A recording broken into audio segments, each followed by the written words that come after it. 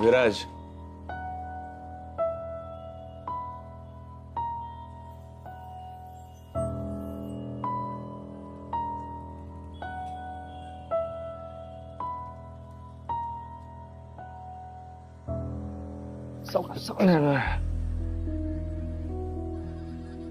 तू बायना म्हणताच निघालास?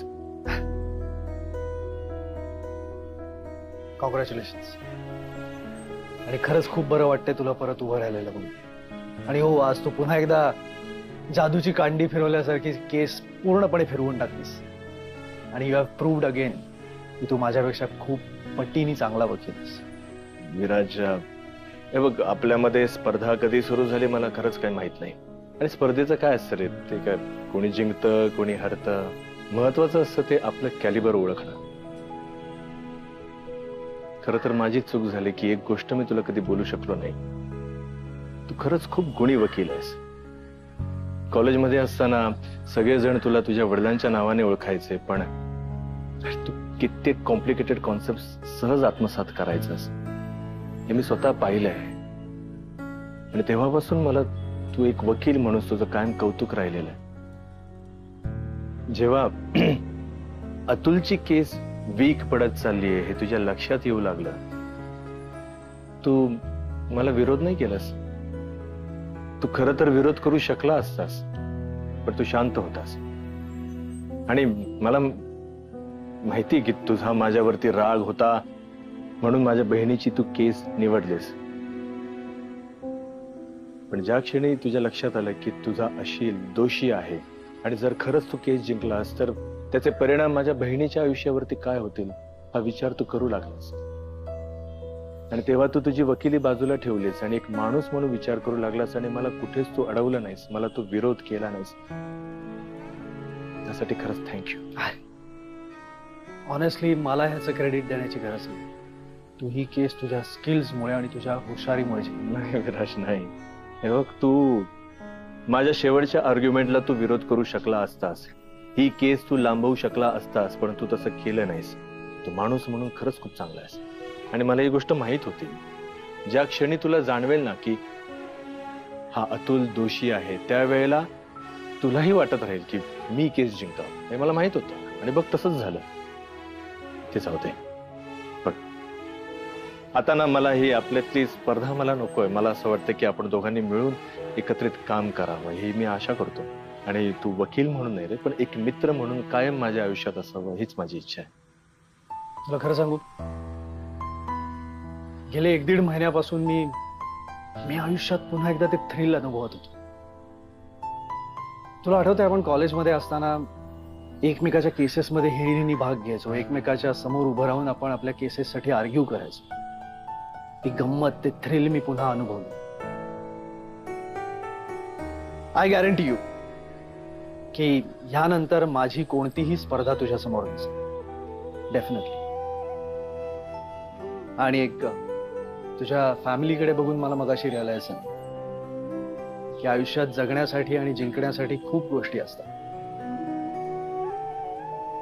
आपली वकिली हा त्याचा एक छोटासा पार्ट आहे. आता मी त्या इतर गोष्टींवर कॉन्सन्ट्रेट करायचं ठरवलं. Good good. All the very best for that. Yes. पुन्हा एकदा कॉंग्रॅट्स. I take care. या या, यू टू, यू टू.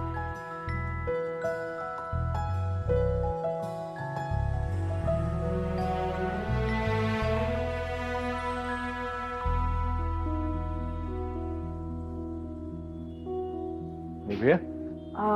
अहो, मला तुमच्याशी जरा बोलायचं आहे. हा नंदू, तू गाडी काढतोस? आम्ही आलोच. हो. या तुम्ही, आलोच आम्ही. हो सर.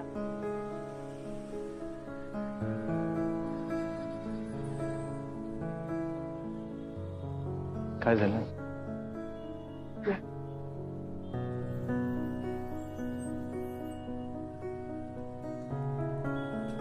आनंदी, आपण इथे का आलोय सांगशील?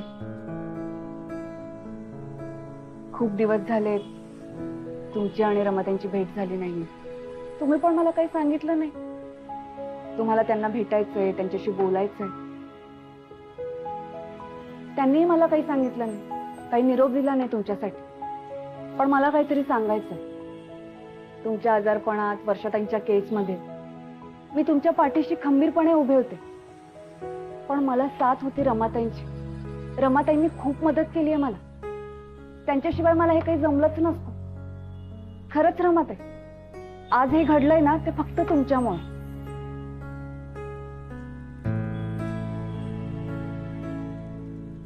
रमा,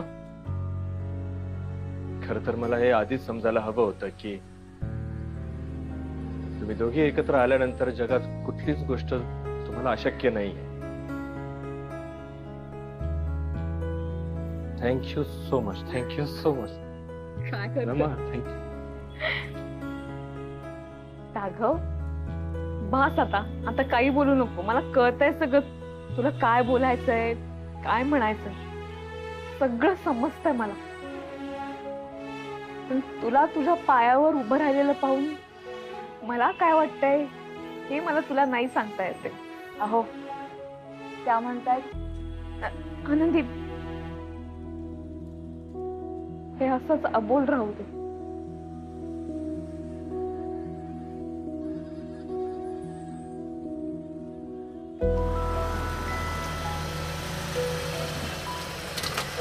दादा, आनंदी, चला. चला, आपलं निघायला हवं. आनंदी, मला तुझ्याशी बोलायचं.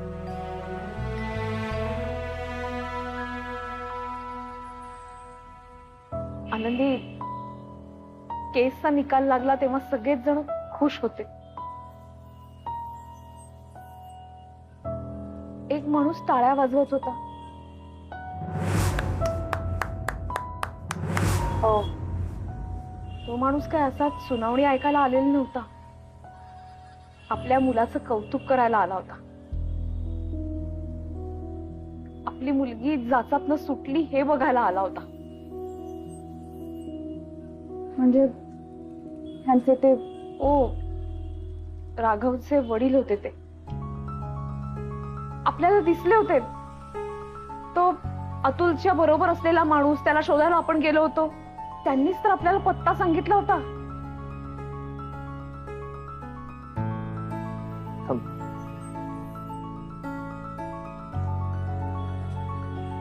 ते कदाचित राघवशी संपर्क साधण्याचा प्रयत्न करतात.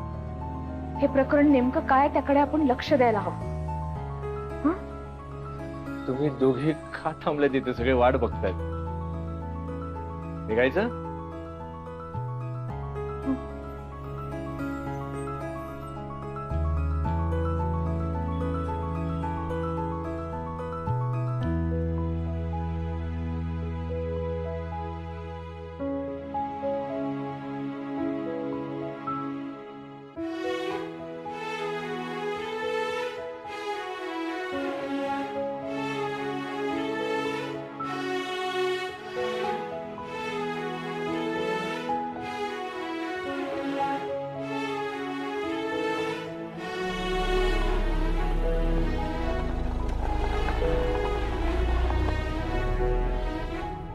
या, सावकाश.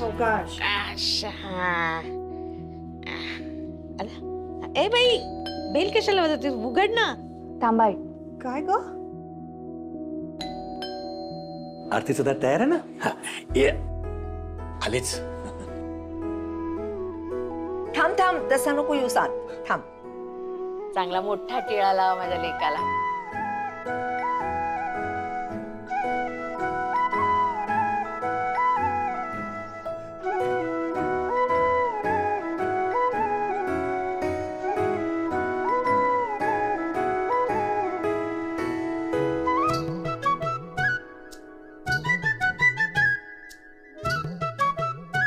सावकाश. जपून जपून बाई ग, या सावकाश. घरातून बाहेर पडताना काय होईल याची शाश्वती नव्हती. पण राघवा, तुझ्यामुळे वर्षाची सुटका झाली रे त्या अतुलच्या जाचातून. बाळा माझा, माझं ग. राघव, तू कोर्टात बोलत होतस ना तेव्हा असं वाटत होतं की ज्या बायका आपल्या नवऱ्याचा जाच सहन करतात ना त्या सगळ्यांना न्याय मिळावा. आज तुला बघून असं वाटलं की प्रत्येक बहिणीला तुझ्यासारखा भाऊ मिळायला हवा. अरे तो अतुल जेव्हा वर्षाच्या अंगावर धावून गेला तेव्हा स्वतःला काय झालंय याची पर्वा न करता बहिणीसाठी तू त्याच्या समोर उभा राहिलास. दादा, तुझ्यासारखा भाऊ प्रत्येक बहिणीला मिळू दे. थँक्यू दादा, पण I am really very sorry. Sorry कशाला? दादा, तुझा ऍक्सिडेंट झाला ना तेव्हा मला वाटलं नव्हतं की तू ही केस लढू शकशील म्हणून.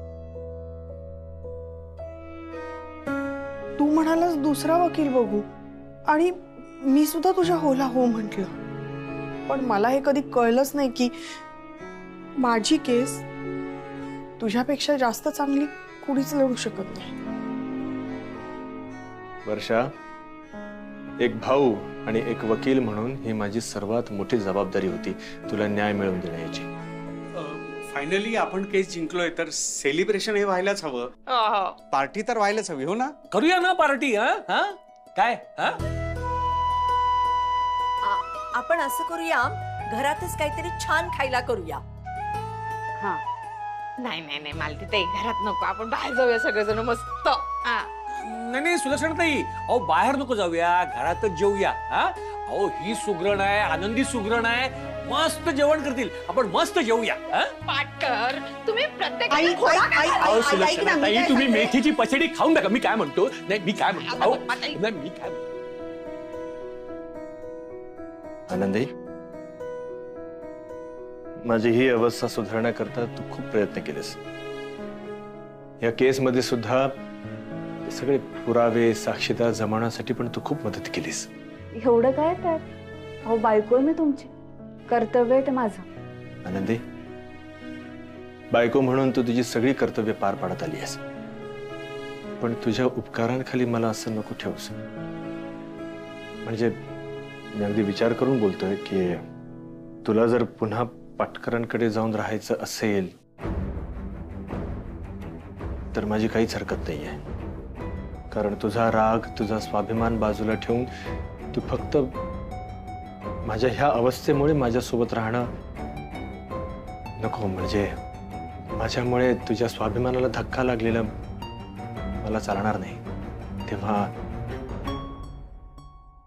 राघव, काय बोलतोस तू हे? आनंदी, तू अजिबात याचं काही ऐकू नकोस. ठीक आहे. ठीक काय ठीक? अगं आत्ता कुठे तुमचं जमायला लागलं एकमेकांशी? आनंदीप, आनंदीप, राघव, काय केलंस तू हे? राघवा, आम्हाला काही कळत नाही बाई. घरी खायचं का बाहेर जायचं जेवायला? यांचं एक वेगळंच, माझं एक वेगळं. तू सांग, तुला कुठे जायचंय? म्हणजे घरातच जेवायचं का बाहेर जायचं? तू सांगशील, ते तुझा निर्णय महत्वाचा.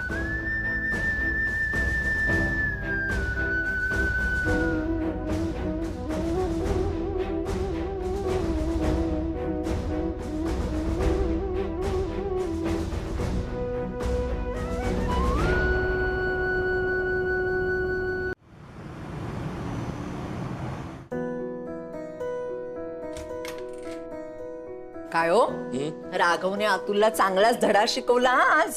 आता भोग म्हणावं आपल्या कर्माची फळं. हो ना, डोक्याचं एक टेन्शन गेलं. मग काय तर. आनंदी, अगं तू अचानक इकडे निघून आलीस. आम्ही वर तुझी वाट बघत होतो. तो नंदू आपल्याला आईस्क्रीम खायला घेऊन जाणार होता, पण मी म्हंटल तू नाहीस तर मग आपण नंतर कधीतरी जाऊया. पण पोरगा चांगला आहे, म्हणजे वर्षासाठी विचार करायला काही हरकत नाहीये. हो हो. बाबा, ऐक, जरा बोलायचंय तुमच्याशी. हा बोल ना. तुम्ही बसा. बाबा,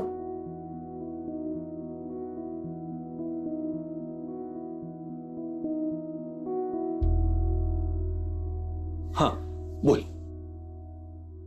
मी माझ्या घरी जायचं ठरवलंय. काय यांना आपण हॉस्पिटलमधून घरी घेऊन आल्यापासून त्यांची काळजी घेण्यात सगळेजण इतके व्यस्त होते की आपल्याला एकमेकांशी बोलायला वेळच नाही मिळाला. पण आई, बाबा, एका गोष्टीची खात्री मला पटली. माझं आयुष्य यांच्याशी बांधलं गेलेलं आहे. ह्यांच्याशिवाय नाही राहू शकत आणि ह्यांच्यासोबत सुखी असेल मी. बाबा, कदाचित तुम्हाला माझा निर्णय पटणार नाही, पण नाही आनंदी, तुझा निर्णय हा तुझा निर्णय आहे. तुला जे वाटतंय, जे पटतंय ते तू कर. आनंदी, हा तुझा संसार आहे आणि तुम्हाला दोघांना एकमेकांची सोबत हवी. तुम्ही दोघांनी मला नेहमी सांभाळून घेतलं, समजून घेतलं. माझ्यावर आबा जेवढं प्रेम करतात ना, तेवढंच प्रेम तुम्ही दोघंही करतात. खरंच किती नशीबवान आहे मी. आनंदी, तू आमची मुलगीच आहेस आणि हे तुझं माहेर आहे हे अजिबात विसरू नकोस. आज तू तुझ्या घरी जातेस ना, यात आम्हाला आनंदच आहे, पण तुझ्या माहेरी तू हक्काने येत जा.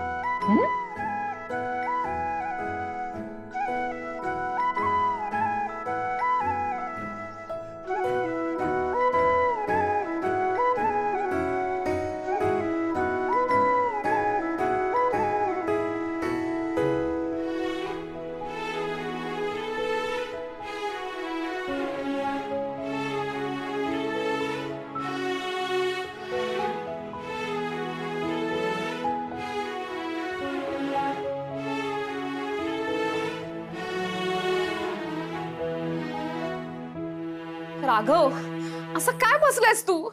बघ ना, आनंदी निघून गेलीये. तिला लवकरात लवकर घेऊन ये. तिचं घर आहे, तिचा संसार आहे हा.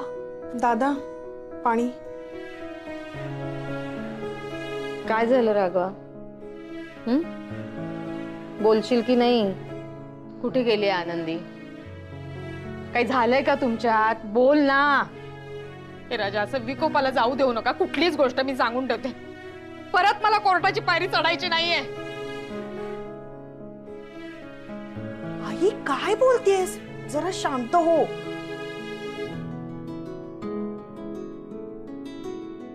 हे बघ, आले आले.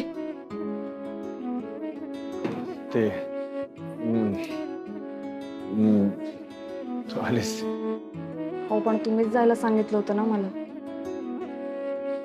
राघवा, तू बोललास असा?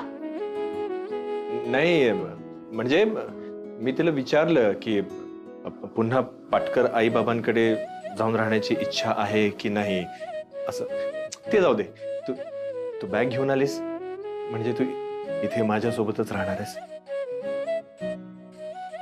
फक्त बॅग घ्यायलाच गेले होते. आता तरी विश्वास बसलाय का तुमचा? मी आपलं घर सोडून कुठेही जाणार नाहीये, तुम्हाला सोडून कुठेही जाणार नाही. तुमच्या सोबतच राहीन अगदी शेवटपर्यंत. थँक्यू.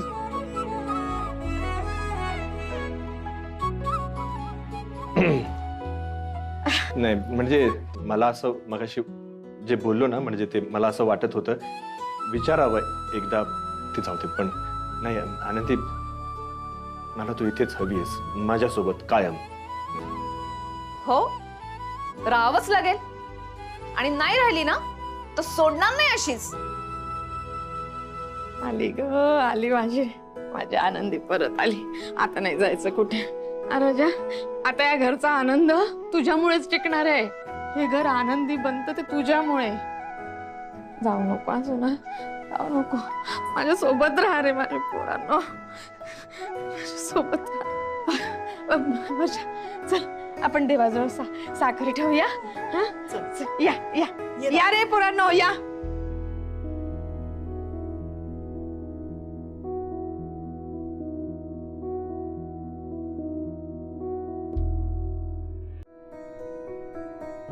आनंदी, तुझ्या आबांसारखं गाऱ्हाणं नाही बे घालतायत मला, पण देवाने एवढी कृपा केली आहे माझ्या घरावर, त्याचे आभार शब्दात तर मानायलाच हवेत. देवा बाप्पा, माझ्या आनंदीला राघवला एकत्र आणलंस, माझ्या पोरीवरचं संकट दूर केलंस. किती आभार मानू तुझे. अशीच कृपा दृष्टी ठेव रे बाबा. आनंदी, आज तुझ्यामुळे इतक्या दिवसांनी या घरात हा आनंदाचा क्षण आलाय. इतकं सगळं होऊन सुद्धा तू खंबीरपणे उभी राहिलीस,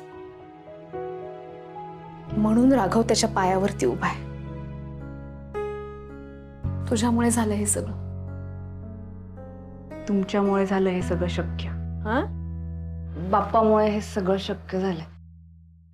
बाप्पा, एवढ्या मोठ्या संकटात आम्ही खंबीरपणे उभे राहू शकलो फक्त तुझ्या कृपेमुळे. असाच आमच्या पाठीशी उभा राहा कायम.